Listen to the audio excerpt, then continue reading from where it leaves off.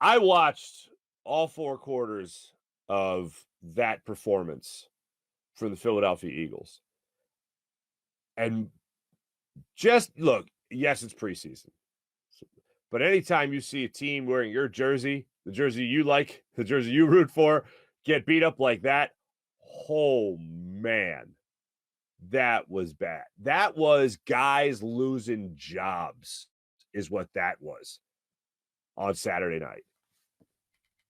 Look, they had their ones out there. Tyreek Hill was running around out there. First play of the game, Kayvon Wallace supposed to be over the top safety help.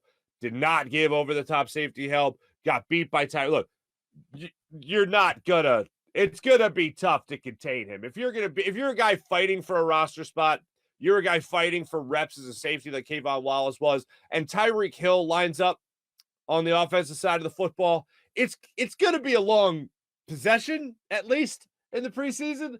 It's not gonna be a good day. And sure enough, they get beat deep on a huge play. It takes the Dolphins 4 plays to score. They do just that. It was way too easy for them to go up and down the field on the Eagles' second and third teamers on defense. And yes, all that should be taken into consideration.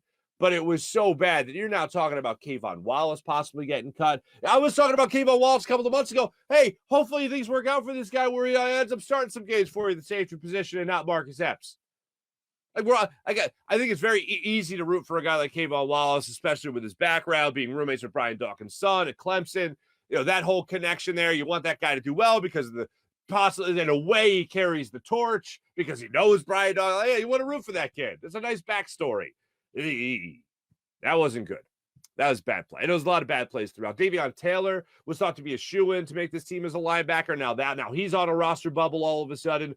You're reading things about the Eagles possibly keeping Jalen Reagor because of how the wide receivers didn't perform. Some of them didn't perform up to task. I think a lot of that's BS. I'm looking at a guy like Deon Cain, who you guys know by now I've been talking about a lot as far as the way he should be making this roster. And if Jalen Reagor isn't a first-round pick, there's no way he's making this roster this upcoming season. But that looks like now it's going to happen. A lot of the writers that have been talking about how it's possible that Jalen Reagor doesn't make this team and quite frankly shouldn't make this team over Deon Cain, is going to make this team over Deon Cain simply because he is that first-round pick. And we all understand the politics of it. We all get it. We all understand it. But it doesn't make it right. And it doesn't make it any easier to swallow. It doesn't make it easier to swallow that pill that Deon Cain had himself a fine preseason, has 3 years under his belt in the league already, is familiar with Nick Sirianni and the type of offense he wants to run, and he might get that chance as a practice squatter. Same thing with Devin Allen. Devin Allen showed you a lot of promise as a returner. Covey showed you a lot of promise as a returner early on in camp, and then really didn't get it done for the Eagles after that. But if they're looking to justify Jalen Reagor, they're going to justify him as a kick returner, unfortunately, which takes away the opportunity for Covey, takes away the opportunity for Devin Allen. And then as a roster spot as a wide receiver, takes away the opportunity for Devin Cain. But if you're going to start trimming in other areas that you didn't expect to, maybe that's at the safety position, maybe that's at the linebacker position with Davion Taylor, then, yeah, maybe you do open up a roster spot for the opportunity to have not just 5 wide receivers, and that would include Jalen Reagor, but have 6 wide receivers, which would include Devin Cain. Or Deon Cain, excuse me. That's a possibility for the Eagles. As I'm watching guys struggle in positions, like Davion Taylor struggled in Cleveland against the Browns, failed to make a tackle on the outside of the quarterback. Ended up breaking off a huge run, ended up being a touchdown drive. And then you see Kayvon Wallace get beat deep. And then you see the secondary continue to get torched throughout that game. Wow, maybe the Eagles are going to trim roster spots in areas we didn't think they would. If that does happen, I'm not saying it's likely to happen, but I'm saying if it does happen, then maybe that does give an opportunity to carry 6 wide receivers on this team. That was the only positive thing I thought about in that game. More on that negative side, Eagles could go into the season carrying only 2 quarterbacks. 2 years ago, now 3, we were a quarterback factory, churning out quarterbacks left and right. Reed Sinnett couldn't complete a pass. Reese that should have had at least 2 picks in that game.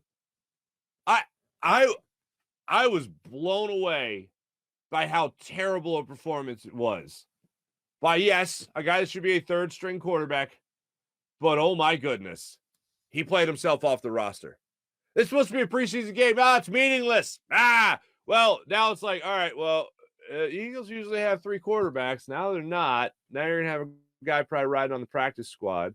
Carson Strong was really never given much of an opportunity to earn himself some reps, at least, in training camp or in a lot of these preseason games, most of these preseason games.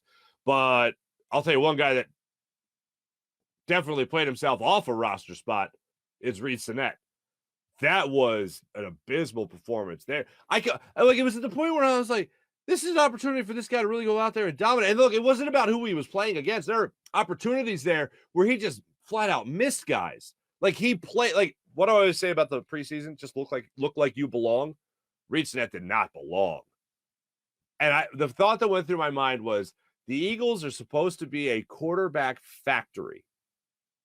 And they're going to have 2 quarterbacks. One wasn't even, well, was not even from here. Like he wasn't even raised by the Eagles, Gardner Minshew. They traded for him. The other obviously is Jalen Hurts. That's going to be, those are going to be your quarterbacks going into the season. And I'm fine with Jalen Hurts. I'm absolutely fine with Gardner Minshew as his backup quarterback. But I just thought it was funny. Just thought it was a little ironic. Thought it was a little coincidence. Quarterback factory, 2 quarterbacks. That's where we are right now. And I'm fine with it because it was a dumb statement to begin with and sort of retracted. But I was like, wow, this is something broke. One of the gears broke at the factory. What's going on here?